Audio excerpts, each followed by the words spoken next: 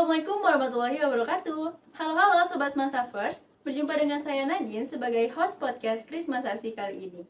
Nah, hari ini merupakan hari yang sangat spesial karena kita kedatangan tamu yang istimewa. Salah seorang siswi SMA 1 Sijunjung yang berprestasi di cabang olahraga basket dan sudah memasuki jenjang nasional, yaitu Kak Asabal Janatil Rizal. Assalamualaikum Kak. Waalaikumsalam. Terima kasih sudah meluangkan waktunya untuk dapat hadir di podcast kita ya Kak. Sebelum masuk ke pertanyaan, bisa cerita sedikit ya Kak, profil yang lebih mendalam tentang Kakak? Baik, halo guys, kenalin nama aku Asabal Janatil Rizal. Biasa dipanggil Asa atau Aca. Aku berasal dari kelas 12 MIPA 4. Oke. Kak Asa ini merupakan siswa yang sangat berprestasi ya di cabang olahraga basket. Bisa ceritain nggak Kak awal mula memasuki olahraga ini? Baik, awalnya aku masuk basket itu pada tahun 2020. Awal aku masuk SMP. Dimana aku ikut basket itu awalnya cuma buat gabut doang, coba-coba. Karena aku gak dibolehin orang tua aku kan ikut volley.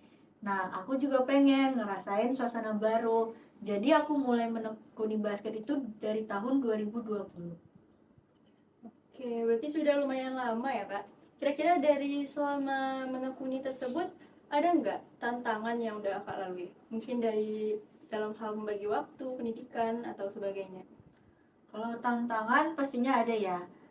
Mungkin pada awal aku masuk SMA kelas 10, dimana aku pertama kali ikut liga gede yang namanya DBL. Nah, di sana aku banyak kan ketertinggalan pelajaran, apalagi aku dispen bukan hanya buat basket tapi ada organisasi-organisasi lain. Nah, yang bikin aku kayak nilai akademik aku tuh turun. Jadi, solusinya aku minta nih ke orang tua aku buat ikut bimbel atau les supaya aku bisa mengejar ketertinggalan itu. Dan tekanan lainnya mungkin ada dari faktor luar, ya kayak cemooh-cemooh orang lah, atau orang-orang yang ngerendahin. Oke, gimana cara Kakak bangkit dari cemooh-cemooh orang lain tersebut? Cara bangkitnya ya mungkin itu awalnya aku bangkit itu karena aku ngedrop kan. Terus orang tua aku ngebantu nih memotivasi aku. Mereka memotivasi supaya aku nggak drop, supaya aku nggak ninggalin basket. Dan ya aku bisa bangkit sendiri kan, dibantu sama orang tua dan juga support dari teman-teman atau someone. Oke, luar biasa. Tapi ada nggak nih Kak, mungkin dari keluarga atau teman Kakak yang meragukan kemampuan Kakak di basket? Mungkin di orang tua sih. Awalnya kan orang tua aku bilang kayak gini, ya Bun, aku ikut basket loh, tanding di Padang, liga basket kayak nasional, DBL kan kata aku. Terus orang tua aku bilang, lah kamu main basket jadi apa, jadi cadangan, kan badan kamu kecil nih katanya kan. Terus aku bilang, loh kok bunda sama ayah mikirnya gitu, kata aku kan. Kan bunda sama ayah belum ngeliat gimana adik main, kata aku kan. Mereka bilang, ya poster kamu aja kecil, mungkin kamu cuma sebagai pelengkap. Orang tua aku nganggep aku itu cuma sebagai pelengkap, cuma gara-gara poster aku. Jadi ya aku bilang kan, ya udah kalau bunda sama ayah nganggepnya gitu, besok waktu aku tanding tonton ya, kata aku. Oke, berarti keluarga sempat meragukan juga ya Kak kemampuan Kakak. Apa yang membuat keluarga Kakak sekarang lebih mendukung Kakak? Lebih mendukung aku mungkin karena awalnya mereka nggak percaya kan, tapi setelah mereka ngelihat gimana permainan aku, gimana cara aku bermain, mereka jadi percaya kalau aku bisa basket dan juga aku bisa ngukir prestasi di sana. Oke. Dari guru atau pelatih, ada nggak ngasih pengaruh besar Kakak untuk improve Kakak di kemampuan di basket ini?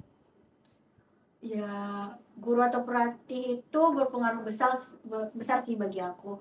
Kenapa? Karena tanpa adanya guru, tanpa adanya pelatih, gimana kita bisa dapat materi? Mungkin ya sebagian orang bisa kan belajar otodidak atau mereka ngelihat dari YouTube. Tapi bagi aku itu nggak bisa.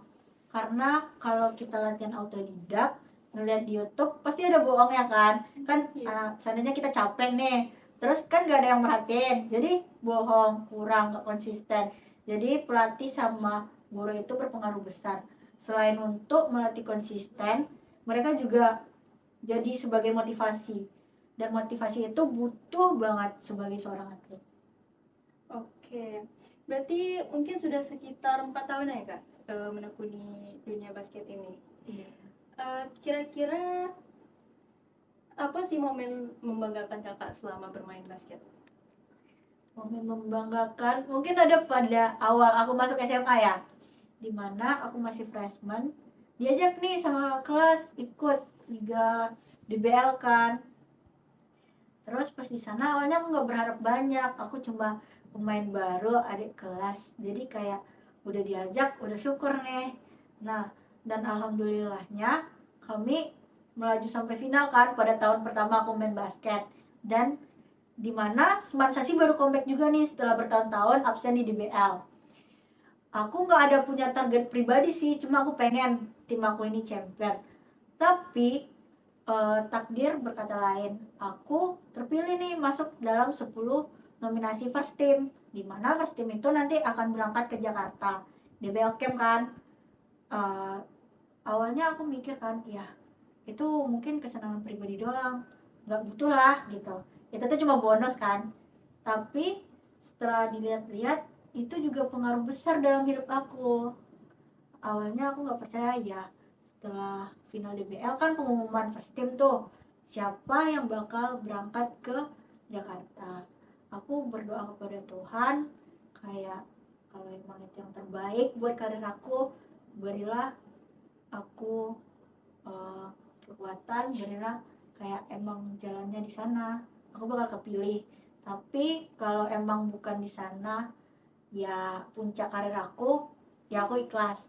Dan alhamdulillahnya aku kepilih buat berangkat di DBL Camp, dimana yang di sana aku baru freshman. Aku nggak percaya sih awalnya, aku nggak punya target pribadi. Kalau kepilih alhamdulillah, kalau nggak ya udah gitu. Tetapi Allah memberi aku itu, apa sih namanya, ya kayak kalau diingat-ingat itu pengalaman terbesar aku sih. Oke.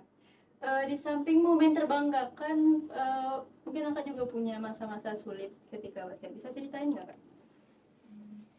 Masa-masa sulit aku di basket juga ada di tahun 2022 ya. Waktu pertama aku bilang aku terpilih. Kan awalnya aku nggak punya target pribadi buat kepilih jadi first team. Tapi aku diberi rezeki sama Allah, terpilih. Nah, setelah pemilihan tersebut, entah kenapa apa yang terjadi, dan mungkin itu juga takdirnya juga membuat aku kuat.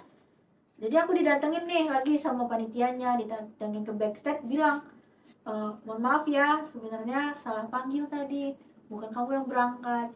Terus di sana aku kayak, kok jadi kayak gini ya, udah diumumin ke semua orang yang nonton, bukan hanya ratusan tapi ribuan kan. Terus yang tahunya aku berangkat, tapi kayak aku tuh gagal berangkat, kenapa bisa kayak gini. Gak mungkin kan event sebesar itu bisa salah panggil. Jadi sana aku sedih, aku ngedrop banget sampai aku mikir, aku bilang ke orang tua karena aku mau berhenti basket. Kayak aku mikir, aku berdoa, aku kayak mungkin aku marah ke Tuhan, bilang kayak salah aku apa ya, kenapa sampai kayak gini. Sana mental aku benar-benar hancur, aku benar-benar ngedrop. Tapi nggak sampai di sana aja, orang tua aku terus motivasi aku, terus bilang kan, kamu yakin berhenti basket ini bukan akhir segalanya loh, ini mungkin awal yang bikin kamu kuat. Dan alhamdulillah setelah kejadian itu aku tetap berangkat karena emang dari panitianya ada miskom. Aku nggak tahu entah itu diganti oleh orang dalam atau apa, setidaknya kalau ganti dari orang dalam itu sebelum pengumuman ya. Nah, aku dihubungin lagi sama orang di BL bilang kalau aku jadi berangkat. Di sana sih ya pengalaman terburuk aku di basket rasanya. Dan setelah pengalaman terburuk itu aku jadi termotivasi lagi buat latihan tekun. Aku pengen buktiin ke orang-orang kalau aku tuh bisa. Dan alhamdulillah aku bisa membuktikan itu. Di tahun 2023 aku kepilih lagi menjadi first team dan tanpa ada gangguan apapun. Aku bilang ke kayak aku ngebuktiin loh ke orang-orang aku bisa, emang aku tuh pantas buat first team tahun kemarin, aku bukan hanya hoki. Dan yang semua itu terwujud, aku bisa buktiin ke orang-orang. Oke, luar biasa sekali ya pengalaman Kakak. Nah Kak, jika bisa kembali ke masa SMP atau masa sebelumnya, apa hal yang ingin Kakak lakukan? Mungkin yang Kakak sesali sekarang dan harusnya aku ngelakuin itu dulu gitu. Apa yang mau Kakak lakukan? Mungkin yang bakal aku lakuin kalau bisa balik ke masa SMP, rajin latihan ya. Antara aku punya dua pilihan, rajin latihan atau aku harusnya nggak milih basket dulu. Mungkin basket bikin aku terbang jauh, tapi basket yang bikin aku ngerasain sakit yang benar-benar sakit. Nah, kalau emang disuruh tekun, aku bakal belajar akan latihan, dimana yang waktu SMP itu aku mempunyai banyak waktu kan buat latihan. Apalagi pulang sekolah cuma nyantai-nyantai doang. Aku cuma latihan 3 kali dalam seminggu. Yang harusnya aku bisa latihan tiap hari, tapi aku cuma ngelakuin 3 kali dalam seminggu. Sedangkan di SMA sudah semakin dewasa, makin banyak kegiatan yang bikin aku susah memanage waktu nih. Nah, itu sih yang aku sesali. Harusnya dari dulu tuh aku latihan lebih giat lagi. Oke, bisa kasih nggak nasihat untuk diri Kakak sebelumnya? Nasihat buat diri aku sendiri, mungkin ya nggak ada ya. Mungkin semangat sih. Aku bilang ke diri aku sendiri, terima kasih udah berjuang sampai saat ini. Kamu hebat, kamu bisa ngalahin semuanya. Ya, hebat sih diri aku sendiri. Aku cuma bangga sama diri aku sendiri. Kalau bukan aku, siapa lagi yang sayang ke diri aku? Oke. Selama Kakak menekuni olahraga ini, ada mungkin support system ya. Selain keluarga dan teman-temannya, ada nggak support system Kakak yang lain? Eh, Mungkin ada ya. Mungkin berasal apa itu dari teman atau ada someone gitu. Aku punya ya someone total tiap hari. Mungkin pada saat ini ya dia yang selalu support aku kenal dia, dan dia juga seorang pemain basket kan, jadi dia paham gimana capeknya latihan. Dia yang selalu support aku. Kadang kayak aku bilang, ih malas latihan fisik lagi, kata aku kan. Ayah aku kan selalu nyuruh aku buat latihan nih, terus aku selalu bolos latihan dengan alasan mau belajar kan, tapi dia selalu bilang ke aku, kamu butuh loh latihan itu, katanya kan. Kalau bukan dari sekarang, kapan lagi kamu latihan? Kapan kamu latihan untuk kayak apa ya? Latihan itu butuh. Kalau kita nggak konsisten, kamu bakal ketertinggalan dari orang-orang.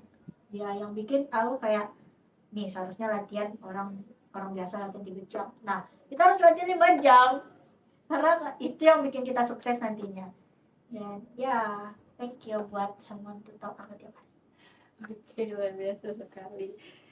Eh, Banyak nih Kak, orang-orang yang pengen di posisi Kakak, mungkin turnamen berkali-kali sampai ke jenjang nasional gitu. Ada nggak nasihat, harapan atau saran gitu untuk mereka yang ingin mengejar cita-citanya?